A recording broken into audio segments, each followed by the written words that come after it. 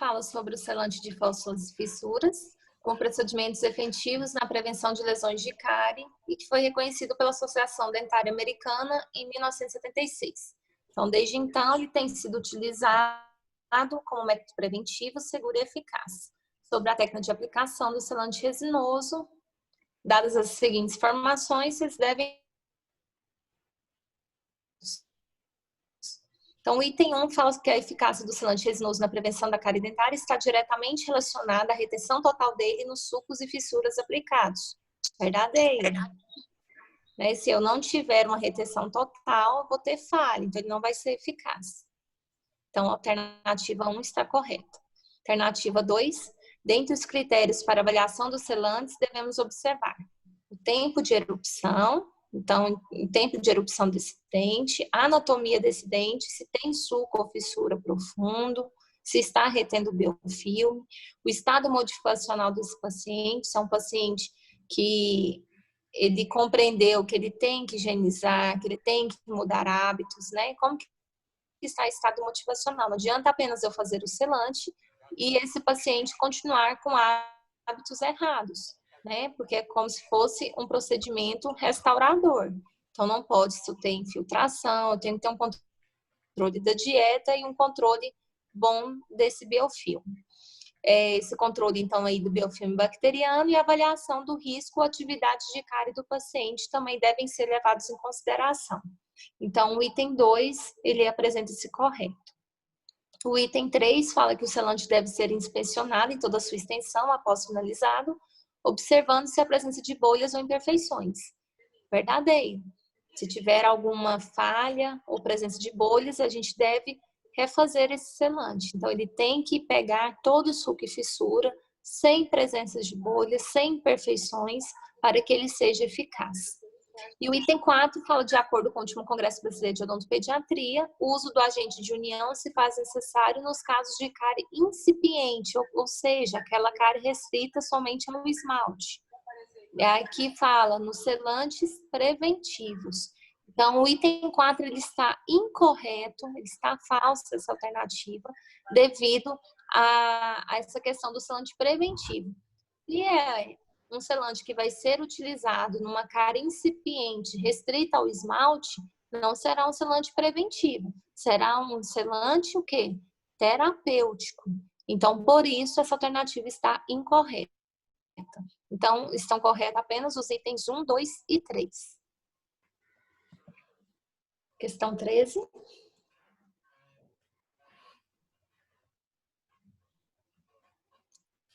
Então, o item 13 fala sobre o Vitremer, fala que ele possui 3 mecanismos de peso atrial, e aí, para vocês marcarem a alternativa correta com relação a esse protocolo clínico do Vitremer. Então, a única alternativa correta seria a letra D, que fala que nós devemos fazer anestesia, isolamento absoluto, preparo, lavagem lavagem e secagem da cavidade, aplicação do primer por 30 segundos, a secagem desse primer por 15 segundos, polimerização do primer por 20 segundos, a espatulação do material, que deve ser em 45 segundos, e o tempo de trabalho para mim colocar ou inserir esse material na cavidade, 3 minutos, uma polimerização depois por 40 segundos e aplicação do finish gloss e fotopolimerização por 20 segundos. Então, essa seria a alternativa correta. As outras alternativas, A, B, C e E, estão incorretas porque elas apresentam, algumas têm o tempo de aplicação do primer errado, o tempo de espatulação ou de inserção do material errado, falta algum item aí desse protocolo, como, por exemplo, a aplicação do primer, ou então do finish gloss. Então, é isso que está errado nas outras alternativas, ok? Então, são erros aí no protocolo. Por isso estão errados. Questão 14.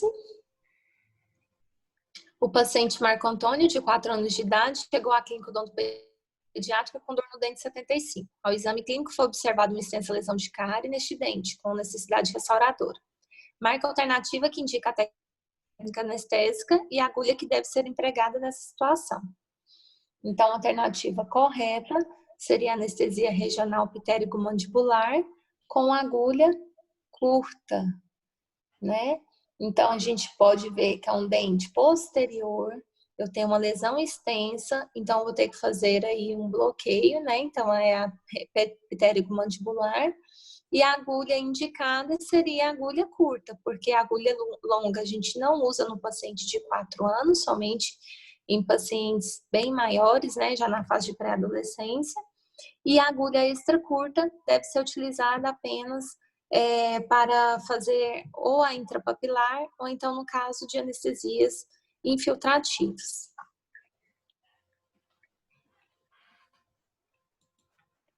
Pode passar? A questão 15 é para vocês assinalarem a alternativa correta de acordo com o enunciado. Então, o tratamento mais indicado para primeiros molares permanentes, parcialmente rompidos e recobertos em parte por tecido gengival em pacientes com risco de cárie, a alternativa correta é a aplicação de selante na face oclusal com cimento ionomérico, né? Pesquisas recentes, elas evidenciam, então, o êxito do uso desses materiais ionoméricos como selantes de fissuras. Então, principalmente para os primeiros molares permanentes que estão nesse período eruptivo. Isso deve, né, a sua propriedade de adesão ao esmalte, sem a necessidade de se fazer um condicionamento ácido prévio, e também com a capacidade de liberar e reincorporar os fluoretos, atuando assim na prevenção e no desenvolvimento dessas lesões de cárie, principalmente nas adjacências do material. Então, a alternativa correta seria a aplicação de selante na face oclusal com cimento ionomérico. E também por esse dente ele estar parcialmente rompido, muitas vezes eu não vou conseguir fazer um isolamento absoluto adequado. Então, eu terei um pouco de umidade. Então, nesse caso, o cimento ionomérico é o mais indicado. Questão 16. O tratamento... Oi? A Isadora disse que quer ler uma questão. Isadora, obrigada. Então, pode ler a 16.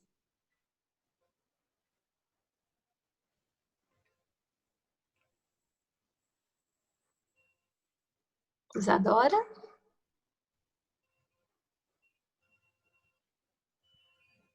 Ué. Eu vou ler a 16 enquanto ela se organiza para ler a próxima. Quando ela puder, Isadora, só avisa aí. O cachorro tá latindo. Na hora que você puder, dar um aviso aqui, que aí você lê para mim, tá bom? Obrigada.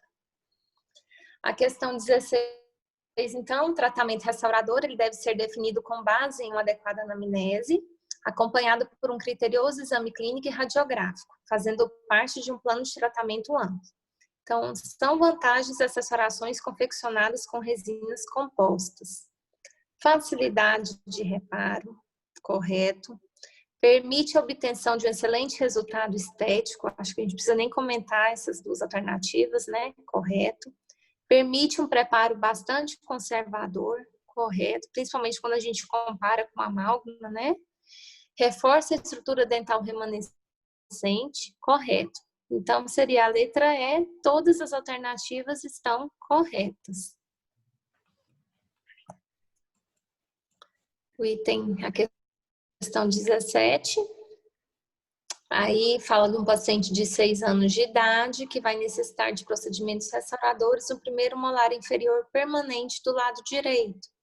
Considerando-se a opção pelo isolamento absoluto e sua indicação como auxiliar na manutenção do campo operatório limpo, oferecendo uma série de vantagens na dentística restauradora na pediatria, o grampo mais indicado para o isolamento do dente citado seria o 208 não, ele é muito 208, 209, a gente utiliza muito a letra A e B, né? Utiliza muito para dentes, para molares, molares descidos, né? Então, os molares descidos, o 211 para dentes anteriores, né? O 22 eu coloquei aqui só para colocar um grampo a mais, eu nem sei se existe o grampo 22, nunca vi. E, então, seria correto, por eliminação, vocês já chegariam aí na alternativa correta, que é o 26. Então, o 26, ele realmente é o grampo mais indicado, tá? Para primeiros molares permanentes. Principalmente porque é um dente que acabou de irromper na cavidade, então muitas vezes ele é muito expulsivo. Então, os outros grampos a gente não consegue descer, né, para firmar esse isolamento. E o 26 ele nos permite isso. Então, é um grampo que eu uso bastante. Acredito que as outras professoras também. É o meu preferido.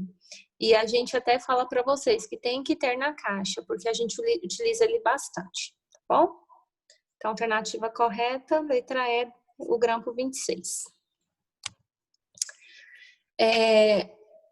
Questão 18, ele fala de uma criança com alta atividade de cárie, incluindo lesões cariosas nasoclusais dos dentes 75 e 85, além de manchas brancas nas mesiais nas unidades 36 e 46.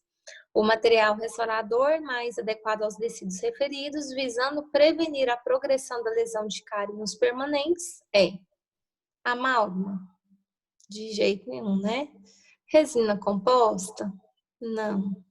Cimento de policarboxilato? Também não. IRM? Não. Né? Então, seria o cimento de ionômero de vidro. Então, é um paciente que tem alta atividade de cárie, né? A gente vê que ele já tem lesão cariosa em dentes descidos. Os permanentes que estão ao lado aí, né? Então, o 36 está ao lado do 75 e o 46 ao lado do 85 já apresenta manchas brancas. Então, o material mais recomendado seria o cimento de ionômero de vidro, até pela sua propriedade, né? Pela sua liberação de flúor. Então, seria o material mais indicado. Na questão 19, a gente vai falar um pouquinho sobre essa restauração, né, dos dentes descidos, que elas são diferentes dos dentes permanentes, principalmente devido à morfologia dentária. Né? Então, a gente teria que resgatar alguns conceitos lá da anatomia dentária que a gente viu lá no começo do nosso semestre. O diâmetro mesodistal da coroa dos molares descidos ela é maior do que a distância cérvico-oclusal. As superfícies vestibular e lingual elas convergem para o oclusal. A espessura do esmalte ela é mais fina e consistente, então cerca de 1 milímetro em toda a coroa. Os prismas de esmalte na região cervical projetam-se no sentido oclusal, terminando de forma abrupta no colo, ao invés de serem orientados no sentido gengival, onde o esmalte torna-se gradualmente mais fino, como nos dentes permanentes. Então, com base nesse enunciado, numa restauração de classe 2 em dentes descidos, é obrigatório o uso de cunhas interproximais. Por causa de quê? Né? Por causa da constrição do colo, do tamanho do dente, da direção dos prismas de esmalte, da presença do esmalte aprismático ou pela menor espessura do esmalte dentina. Né? A opção correta seria a constrição do colo. Por isso que é obrigatório a gente utilizar essa cunha interproximal. Só para a gente relembrar aqui, né, quais são os objetivos da cunha? Alguém lembra? Alguém quer responder aí? Lembra lá da dentística? Por que é importante? Qual que é o objetivo dessa cunha? Alguém? Não? Todo mundo caladinho? Então, o objetivo da cunha é manter, né, a matriz na posição, estabilizar essa matriz e permitir o correto ajuste na região cervical, evitar extravasamento do material restaurador. Ele promove também um discreto afastamento dos dentes, melhora a adaptação marginal dessa restauração e restabelece o contato proximal. Então, por isso que é muito importante a gente utilizar essas cunhas, né? E aí, a alternativa correta seria a constrição do colo.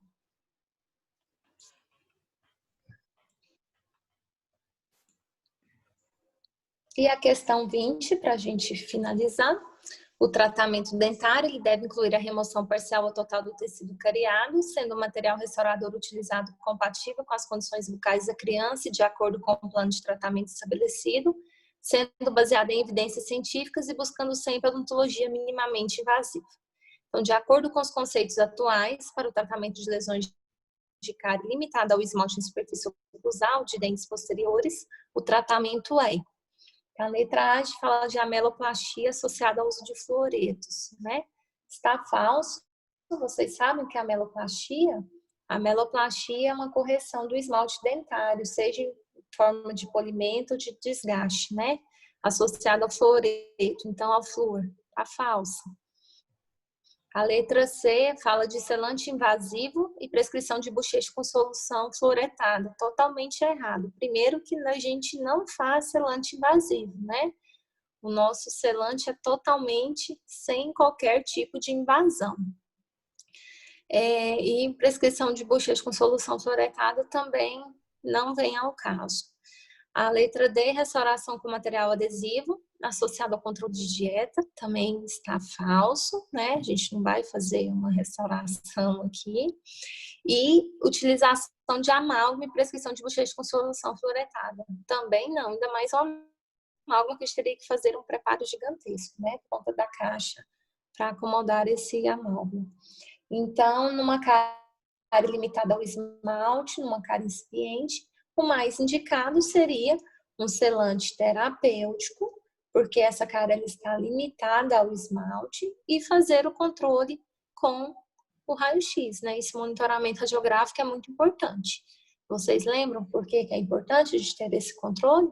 Para evitar que haja perda, né, desse material, se soltar esse material, se infiltrar alguma coisa, a gente consiga observar. Então, a gente deve fazer esse selante terapêutico, fazer o controle clínico e radiográfico sempre desse paciente. Não é porque a gente fez o selante que nós vamos esquecer desse paciente, né? E como nós fizemos um selante aí numa superfície que tem uma cárie incipiente, nós devemos sempre ter esse monitoramento radiográfico para acompanhar a progressão dessa lesão, se ela está progredindo, se realmente eu conseguir paralisar essa lesão aí, tá? Se ela não teve progressão, ok?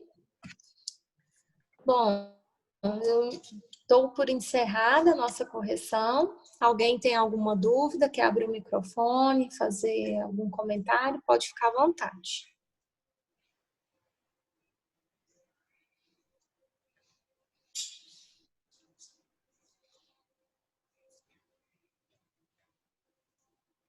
Bom, professora Denise, como ninguém se manifestou, eu passo a palavra para você. Fique à vontade.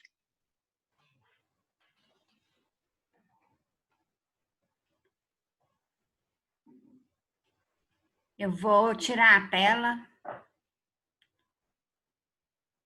Só um pouquinho.